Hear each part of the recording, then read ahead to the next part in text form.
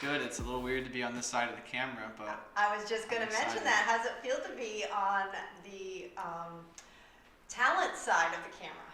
well, it's nice because it's more of like a comfortable setting. At least I don't have some like my setups with like lots of hot lights on me. It's a little bit more relaxed, so I'm glad about that, but I'm not used to this. Well, I'm glad you dressed up for us. Got the nice collared Yeah. shirt on.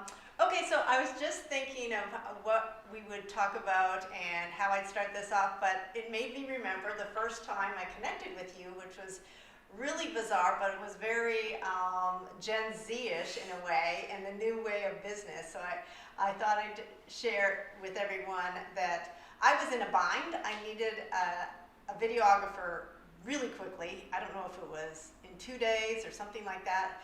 And I had reached out to Taylor, my daughter, and I said, oh my gosh, what am I going to do? And she says, you should text this guy named Andrew Torbenson. I've heard he's really good. I've seen his stuff, and you should just DM him. And I said, what? And I said, on his Instagram? She goes, yeah, DM him and just see if he can work for you. And I thought that was just the craziest thing. And I said, really? And she says, yeah, really. I'm like, okay, I was in a bind. And I thought, well, what the heck? I've got nothing to lose. So I look you up, Torb Films. And I did the little shout out, hey, Andrew, this is Kelly King. I'm looking for a videographer. Do you remember that? Yeah, I remember it. You tell your part. What were you thinking when you got this random text or DM from this crazy lady? Yeah, well, I mean, I think Instagram is really important for showing your stuff, but really I haven't booked that much work directly from Instagram, so it was kind of surprising.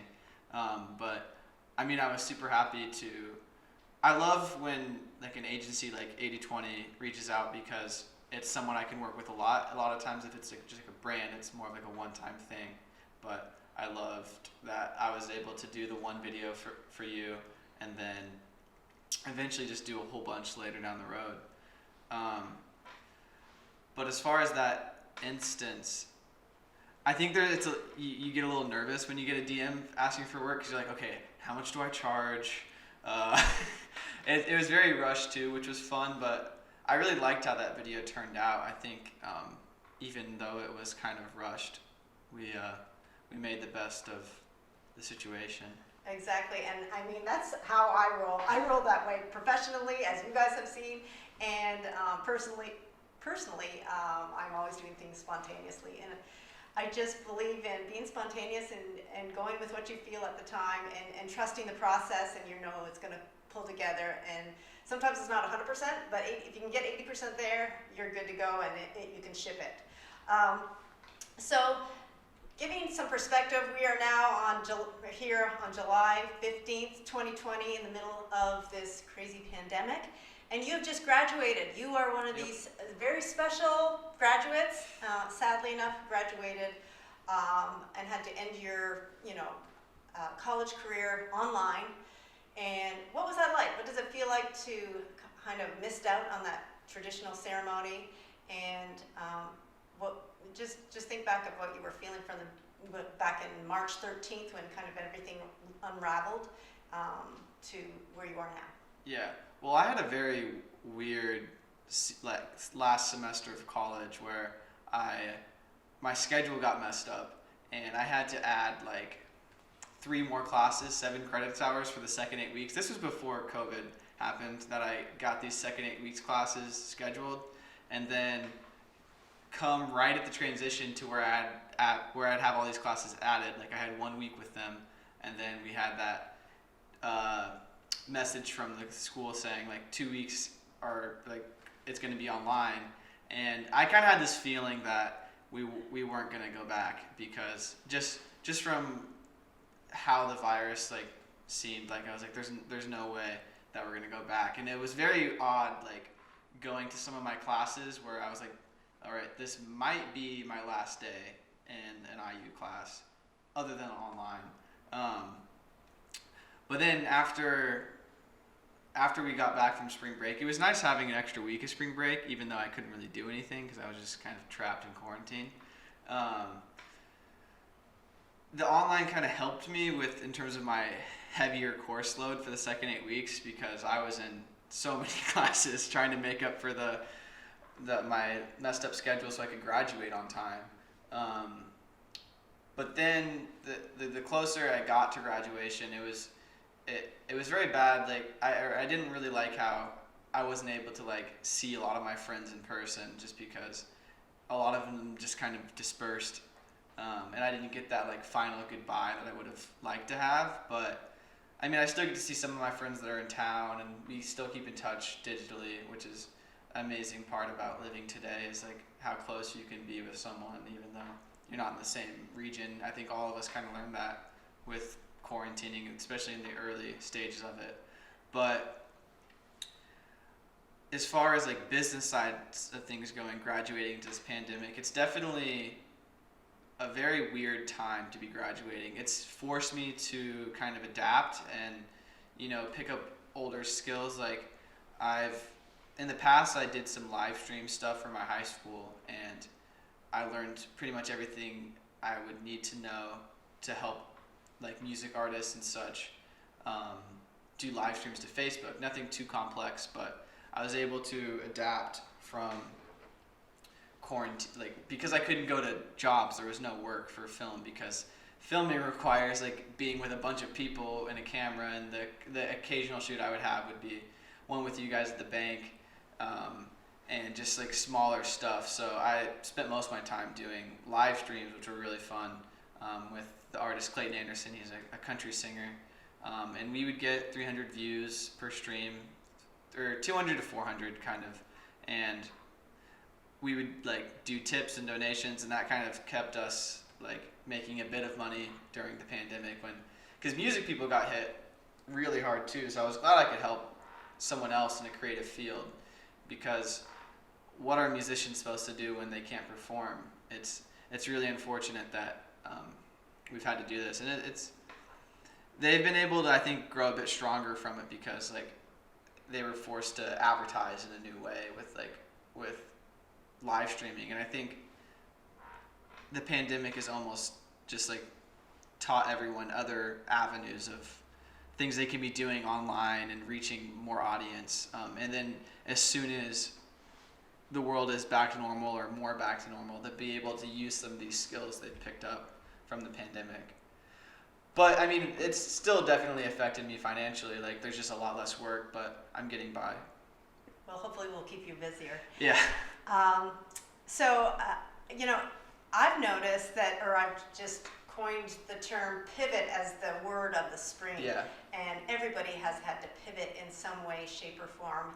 And like you were suggesting or mentioning that if live events, like how do you do events? So these online events, like we just got done working on one for the Boys and Girls Club, Yep. which was kind of a hybrid event, and I think that's partly the new word of the fall. Everything's going to be hybrid, trying to do a little bit of live and a little bit of online, just from courses in schools to events to work as well. And that's how we operated here at 80/20. We do, Mondays and Wednesdays, everybody's social distanced, but in the office, and then the other days everybody's working remotely. So I'm predicting hybrid's the new term. But back to the event. So what do you think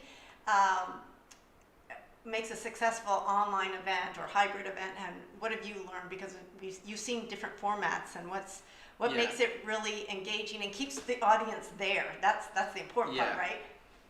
Yeah, I mean, there's a lot of different ways you can do it, and part of it's really dependent on what exactly you're streaming, but any way you can get audience engagement from their home to the video, that's key to really make them interested in watching it. Like with the Clayton things, we would do things where they would like comment what they wanted to play, and they would just play whatever they comment. But that's very specific to music. But you have to tailor it to the specific event, and you have to know what your goals are for the event, because that's really key in creating an engaging thing. Is like, what can we specifically do to accomplish this goal? Because like with the Boys and Girls Club, it's all about, raising money for the Boys and Girls Club, and then also kind of showing their mission statements and that sort of things. And I think... And telling their story, too. And telling so their story. It's compelling and Yeah. telling why people need to support it. Yeah. And the other thing is that that's more of a... It's not exactly private, but it's more private than something like Clayton's. A concert. And because if it's a public event, you want people to comment, you want people to share, you want people to do all these things because that gets your video more views and more eyeballs watching it. Because of the way certain algorithms work, and it's like the more you get people commenting and liking and sharing, you're going to get a lot more views. And if it's a donation-based thing, you're going to get a lot more money through donations because there's more viewers who could potentially donate. Yeah. So if you're looking at strictly as that perspective, how do we get the most views? Is you really want to get people engaged where they're like actually sharing it, like and liking and commenting, and like actually have a conversation with them so they feel like they're there. Like you want to do, because if you ignore the camera, it won't be as engaging. It might not be as engaging. It's kind of dependent on what it is. Like if it's a concert, there's different types of concerts, and we did one that was more like him not talking directly to the camera, he's just doing a concert, and that went off really well. We raised over $5,000 for charity. I don't know the exact numbers that we that's made, good. but that was all for indie bar workers affected from COVID. Oh wow, I love hearing that. Good for Yeah. him. That's awesome. So we won't go on forever about events, but just one more thing, because I know we have done different formats, and one of my concerns we're going to be doing events in the future, online events, and helping our clients, but the pacing, and also sometimes we want everything planned out, and everybody likes to have things, just orchestrated ahead of time. But when I hear you talking about Clayton's events, it sounds like if you can be spontaneous and react and impromptu, it's risky because you don't know what to expect, but I think there's a beauty in that, and the audience responds better and would prefer something more spontaneous and live and ad-lib versus a planned out and scripted speech and whatnot. Exactly. The more live you can be, I think, the better it's going to be, because in order to have something like more polished, you want it to be really polished. So like there's kind of two avenues I can see you doing. You either want like a normal video where it's usually shorter. It's really difficult to make a long format video like just off the whim of like, okay, let's just make this quick long video. But no, like you need a lot of B-roll, you need all of this stuff. But if it's something more live and more spontaneous, you can make it more engaging just because people will feel like they're there. Exactly. I feel that like you definitely want like with the Boys and Girls Club, the future one, we're thinking of doing it more like there's an actual event going on. We have cameras covering the event. But then the nice thing about having a stream is that you'd be able to apply graphics and that type of stuff to make it more of this hybrid where you have all of the extra capabilities that you get of displaying information from a video, where it takes up the full screen and everything, and you can really like put pictures and things in front of people, but then also capturing a little bit of that live event energy. And I really like the format of being at home and people like putting it up on their televisions and watching it in their living rooms. I think it's kind of cool, like how we're having these like living room events. Yeah, it is fun. And the whole world has changed, so we would have never had those. So I guess there's a positive in this. And I think the other important thing about the hybrid thing is that there's people that are affected differently, like different groups of people that are more at risk for the virus that really need to practice. I mean, everyone should be practicing social distancing, but some people who are at a better chance of being affected by it, like dramatically. Like it's important that we provide resources for them to still feel a part of the world going on. Exactly. Like, that's what I love about the live events, is that it's not the same. Like no one feels like it's the same, but it's the best that we can do. We need to try to make it the best that we can do. Yeah, yeah, for sure. Okay, so let's backtrack and talk a little more about you specifically. So do you know how many years you've been doing video? Yeah, I got started at a really early age. I think if I ignore some of the times as like a little kid, just like playing with cameras, because I've always been kind of interested. I started in 6th grade with our, we had a newscast that we would do live to the whole elementary school. That was the thing they did every year. And then when I got to middle school, I became a little bit more serious in film, where I was with the BTV program in Bachelor, and I got to go to California and all these places for different student film festivals. With Bachelor? Yeah. Wow, shout out to And- Bachelor Middle School, because Yeah. they're known for their video programs, so Yeah. you gotta love that, this public middle school, and they're producing students like you, video experts. My friends and I would always go to school like every Saturday and just like make videos. And then like my 8th grade year, we made a feature film, and that's already like over all this time, it's gotten up to like 500,000 views on YouTube. Like Oh my gosh, I didn't know that. a feature film that I made as an 8th grader. And I'm not saying it's the best quality, but Okay, what's the name of it? Tom Sawyer, Adventures of Tom Sawyer. If you Google, or if you search on just YouTube, it's on the front page. It's not the first one, but it's the one that says Bachelor Television. Okay, we're putting that in there, right? Yeah, putting in link. Um, You're gonna have just a few more. Yeah. I think it's just because he shows it to each year coming in. Just because, I mean, it's hard work no matter how good it is to make a feature-length film. But then I got to high school, and there wasn't really much of a program for film, so I tried to, through photography, I was able to study more of how cameras work, and he let me do the occasional video for my assignments. But I started 2 clubs at North, or 1/2 kind of. There's like a class that I actually was kind of taught my senior year at Oh North. my gosh. They were kind of in a transitional time where they didn't have a teacher for it yet, Uh-huh. and they had a teacher that was kind of there as the teacher, but they kind of just forced her to teach it even though she had no experience with So video. she was really the babysitter. So she was a babysitter, and I kind of taught everyone How what cool I was knew. that? It was super fun, and also at that time I was starting my internship at another agency in town and really learning. But I guess they're more of a production company. But I just learning a lot more about film on the professional side, and they helped me start booking my own clients. And one of the people there would do weddings, and he started referring people below his budget to me. Uh-huh.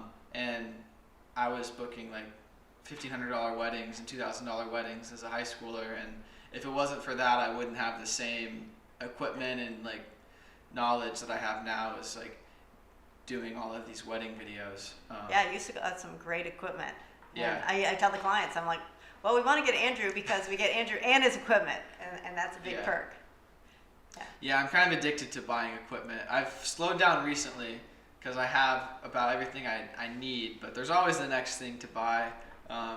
And it's important not to overbuy things. I think it's very easy to buy a bunch of stuff you don't necessarily need, but there is something to be said with the gear that I have, and it allows me to do certain things and produces better quality, and also makes my life easier. I have this vest that I wear that I've worn a lot, and I'm sure it's gonna be worth the money I spent when I still can And so what's the vest have it called? back. Let's give them what's the technical The word? Easy Rig.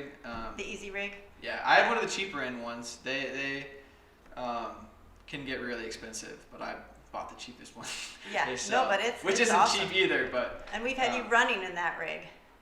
Yeah. Yeah, to capture some really cool film. Chasing dogs, chasing dogs, it's Yeah. always fun. to get them on film. That was fun.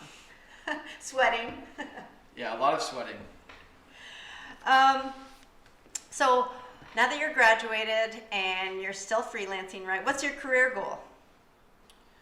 Well, I want to keep on doing basically what I'm doing now, but just grow my knowledge still. Even though I'm out of school, I want to continue to learn. I think it's really important to always be learning, always improving yourself, and I just want to be working on bigger and bigger projects. I kind of have to wait a bit for the world to go back to normal before I can be doing certain things, but I can be doing other things right now. Because I wanted to go into more like filmmaking, like feature films, and those are kind of shut down right now. There's still some being made, but really you need like the big crews and everything to do those the way that I want to do them. So what role would you want in one of those big crews? Like if you're going to work for Paramount or somebody like that. And I know you aspire to head out to LA. Yeah. More short term, I want to work more in camera department. So doing different things like pulling focus and cleaning lenses. Obviously that's not like my ultimate goal, but I think it's important to kind of go through some of the more entry-level positions and get in the door, and not just be like, oh, I'm a talented cinematographer, I deserve to be doing the biggest movies. No, you need to learn from people better than you, no matter how good you think you are or how good you actually are. I think it's important to collaborate with people who have kind of done their time and like done big things. That being said, I think it's also important to always be like, it's very easy to, get that assistant job and just kind of do that. Like it's important to aspire to do big things too.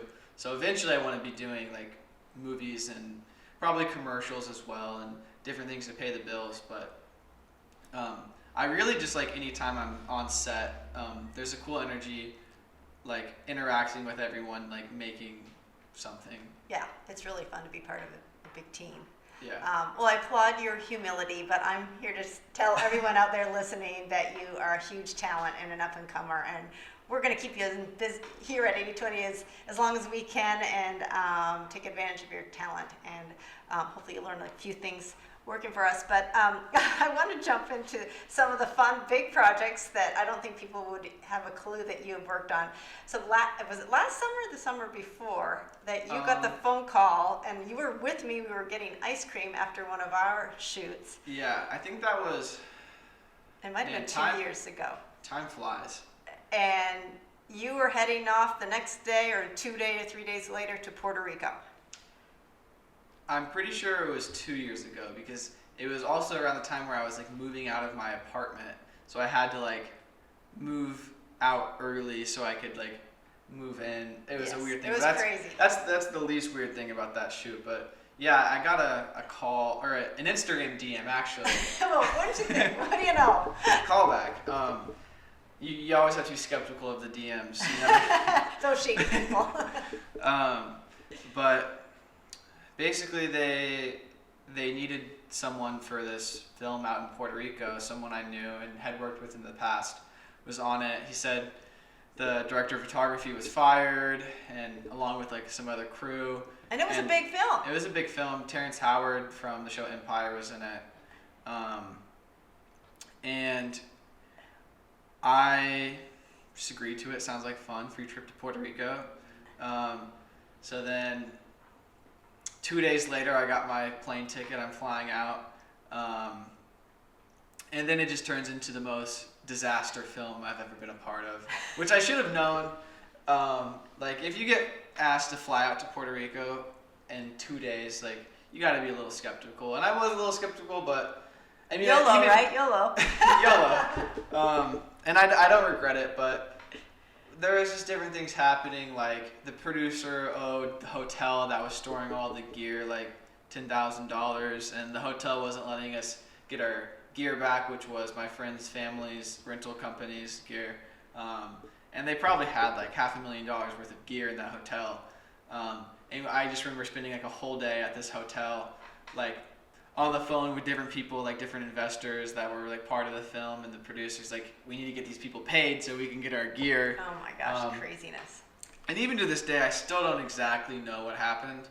You probably never will. I don't think the movie ever was finished.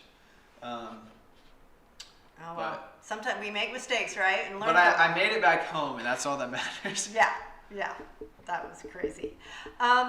So what's your favorite part of videography? Because for us, you do a lot of times you'll do the shoot and you do the editing.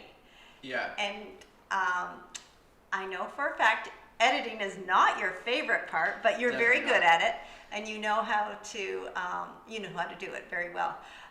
So what's your favorite part? And I guess I'll ask the other questions later because I want to talk to you a little about your expertise on editing. Yeah. Well, yeah, I've been kind of doing it all for a long time, but I think my favorite is just being on set and doing cinematography. I just like interacting with people more, and with editing, you're kind of stuck in your office, like on a computer for hours and hours. And it's kind of dependent on the video too, because there are some edits I enjoy more. Anything with engaging B-roll, I'll tend to enjoy more than cutting up an interview. I mean, interviews are kind of a necessity for most videos, but the cooler the footage is, the more I enjoy the edit. And sometimes nice challenges are fun with editing too. Like if I feel accomplished after I like find like, oh, this works really well if I do it this way. Because with an edit, you kind of have endless possibilities of how you can cut up this footage. Because they say for filmmaking, the final rewrite of the script is done in the editing room. Yeah. Because you can completely change a video based on the editing. Like a good edit is really important for the video. But like you said, it's not my favorite part of the process, and I mostly love just being on set, and it's just so much more fun, like interacting with everyone, the client, the other crew members. And I feel sometimes it's like hard work, it's exercise, but even that's kind of fun too. Yeah, it's fun to be in action. I'd be the same way, but I don't know a clue about doing it, so I do like a balance though too. Like yeah. I say I don't like editing, but if I was only shooting, I think I would start to miss editing more. I think it's really important though, even if you weren't doing the edit of a video, I'd want you to talk to the editor if you were at the shoot. I don't know how much that always happens, but I think there's just so much value because you know what was good and have ideas for the B-roll or whatever to make it a good edit. Yeah. So when we do those interviews, and a lot of times we'll do testimonial type of interviews or like TV ad type of interviews or content. When we do that type of format, what works best? And when we're actually shooting somebody, interviewing them, what kind of content or what things happen in an interview that seem to work best? So do you mean like from their side of it with like a really engaging speaker is important with interview. I can kind of make it work if they're not. Like I can, do other editing things to make the video engaging. Like it's not. So what's an engaging speaker? Describe them. What did they do? Or give me an example of somebody we interviewed who was engaging. Well, I mean, the recent bank one with Randy was super engaging. I think the big part is just the tone of your voice. I don't think personally I'm the most engaging speaker. I'm not used to it, but we'll soon find out, right? Yeah, there's some people that are just like naturally more outgoing, and when you hear their voice, you just think, oh, I want to listen to them. Yeah. And from our side, I think what's most important is to create this environment that we can let that like come out, because I think everyone kind of has the potential to either have a really bad interview or like a good interview, and some people are naturally more likely to have that good interview, but it's important to like create this environment where the interviewee is comfortable, because like if you aren't interacting with them in a very like human way, like they're not gonna give a good interview. So one important thing is like they shouldn't be reading from a script unless they're like an actor who has lots of experience like reading from a script. Like that probably isn't going to come across like very human because it's memorized. The tone of their voice is going to be completely wrong. You need to get them going in a conversation where passion might try to like come out a bit. Like if you get someone talking about something they care about, a lot of times they just go off. They go off, and it's not always like a script is going to give you a better, like the words are going to be perfect, but the problem is their voice isn't. So when you combine editing with that kind of rambling speech of passion where they're kind of just like talking, we're able to kind of like cut out some of the parts where they're like saying too much and really keep like the right part where Yeah. they're like Super saying what we need to know yeah. and they're enthusiastic. Like that's what I found to be best. And I mean I think that's the best you can, because I mean, like I said before, everyone's different in their abilities to like do like an interview, and it's like so common when we interview people afterwards, they're like, oh my god, that was terrible, but really it wasn't that bad. Like Right. Yeah. I think just like helping people be confident is Right, is and key. making them feel comfortable. And I do Yeah. remember the Randy video. He said, "Well, that was fun." He goes, he was saying how we made him feel comfortable, and he enjoyed it. He's obviously very naturally enthusiastic and passionate about what he's talking about. So, but it's key to just try, and it's easier said than done, because I know that as well, because I've had to do the script thing, and you're right, absolutely. When you were describing that, it's hard to go off a script, and when you can just go off the cuff and trust what you know. So, yeah. One thing one of my friends does is he'll just give a really cheesy joke randomly. If he senses like them being like falling asleep and being bored, he'll just like catch them off guard and just say a terrible joke, and they'll just be like, oh, okay, and they'll usually wake up a little bit. That's funny. So how has film changed? You've gone through, the media school, and we'll talk about that as well. But how do you think film has changed, and it's been changing rapidly recently? So how would you describe it? Changed from like when I was a kid, or changed in general? Let's just say in the last 10 years. Okay. I mean, I think the internet is the biggest source of change with media, and then also technology in terms of cameras. So I was kind of born in this generation where cameras started to become super accessible. Like they were already accessible, but like my generation had access to like good cameras to the point where they're not too different than the quality movies are made at. Movie cameras are a lot more expensive and a lot better. They can do a lot more things, but if you compare the cameras that cost $1,000 to a camera that costs $50,000 now versus like the 2000s or any time before, like it's crazy how different. Because if you think of like VHS and home video, like that's not what movies look like. So I think that's kind of had a huge effect. But then there's also distribution that's kind of changed the way like media and videos are. Like there's so many different types of distribution now. Like before there was one, like TV. Right. Like that's where you can put your video. Like there like literally was no other option. Now there's infinite options. Like you could try to create like branded content. You could try to do some type of YouTube ad. Like, I mean, the easiest thing to do is like YouTube ads or like Google ads, where you make a video and advertise to everyone. Or you can use that same video for TV. Or I mean, it's best to tailor content specifically to what it is, because like with internet ads, they tend to be shorter. Like you really need to think about things, and I'm speaking strictly like AdSense type ads. You want shorter content, but if it's more for a page, it doesn't necessarily need to be short, because those are viewers that are already kind of like they're going to you. Right.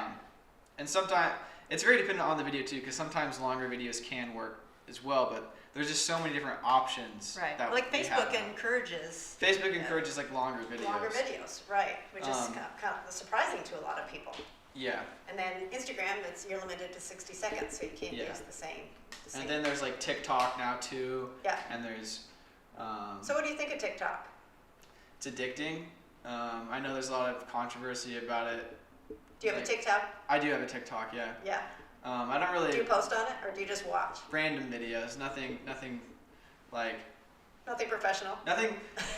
I mean, there's some quality videos on there too, but I mostly just post funny things on it.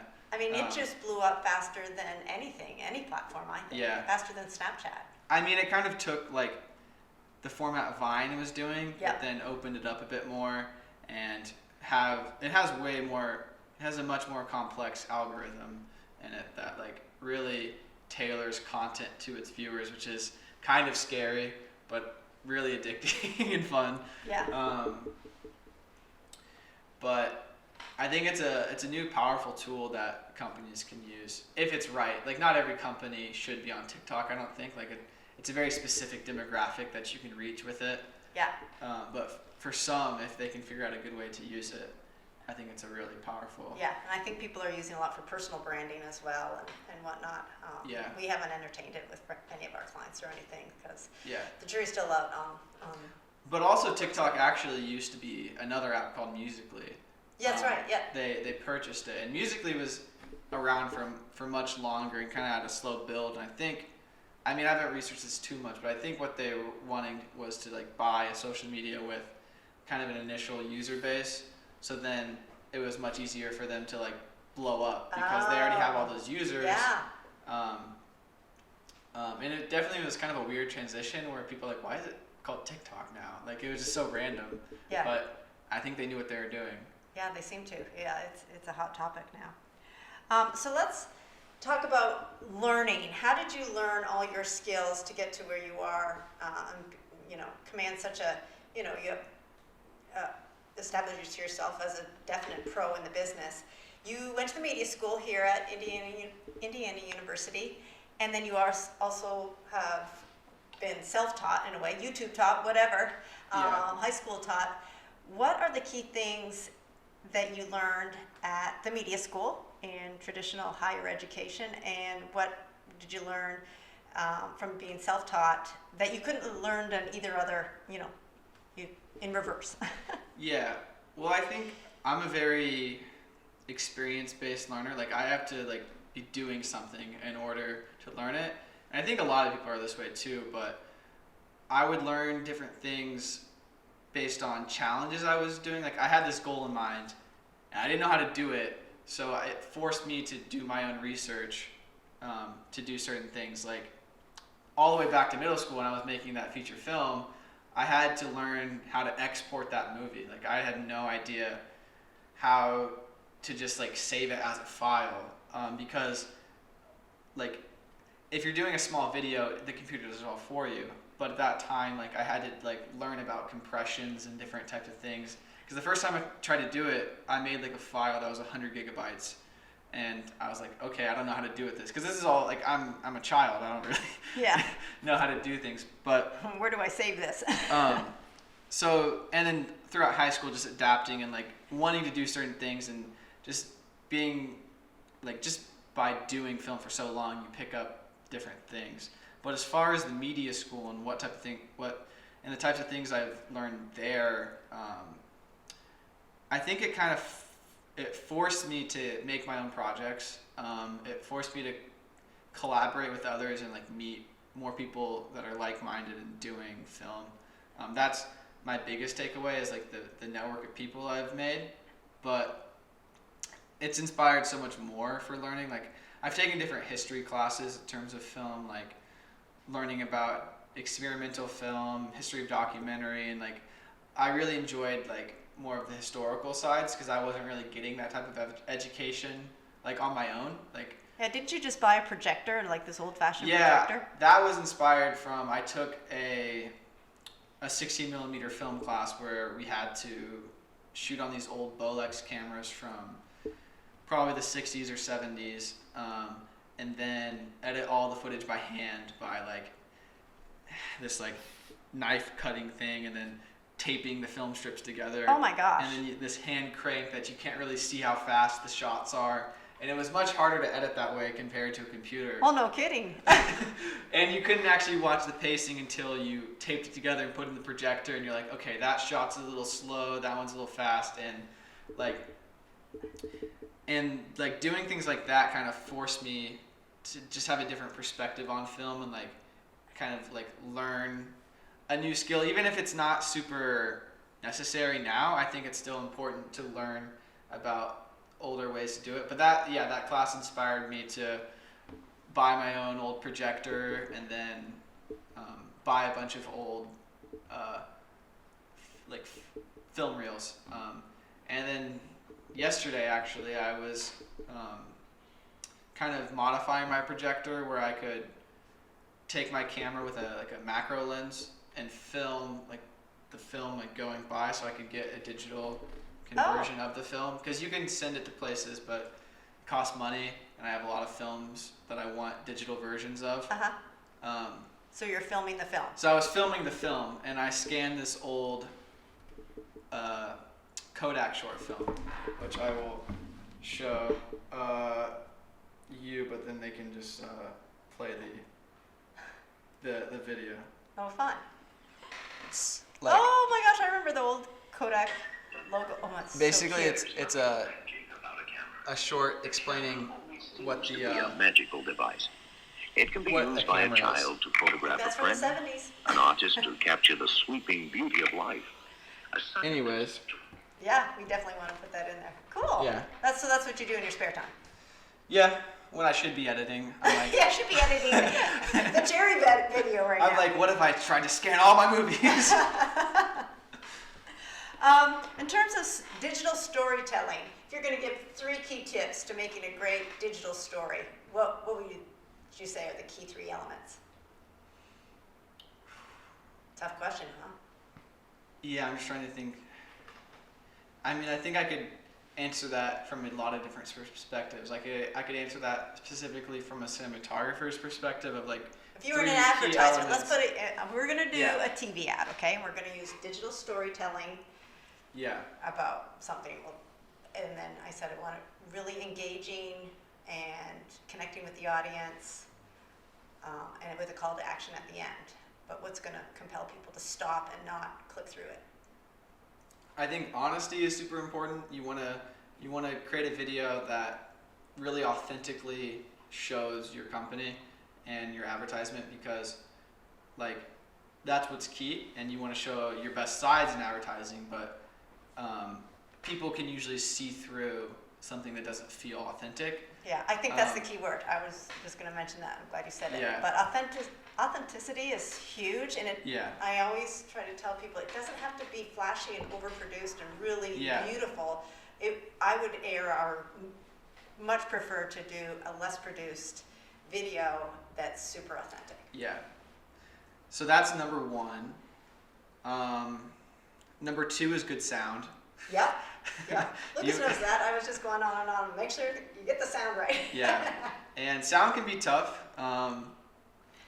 Doesn't matter It's if you have very tough. It doesn't matter if you have the most expensive microphone. If you don't place it right and it's on the shirt and it's ruffling, it can Yep, we make know your that. life a lot harder. I've had to do different plugins and stuff to reduce ruffling noises, but so sounds. So there is a plug-in for that. There's apps for that, and there's There's plugins apps for that, but it's not as good as just like getting it right when you do it. Yeah.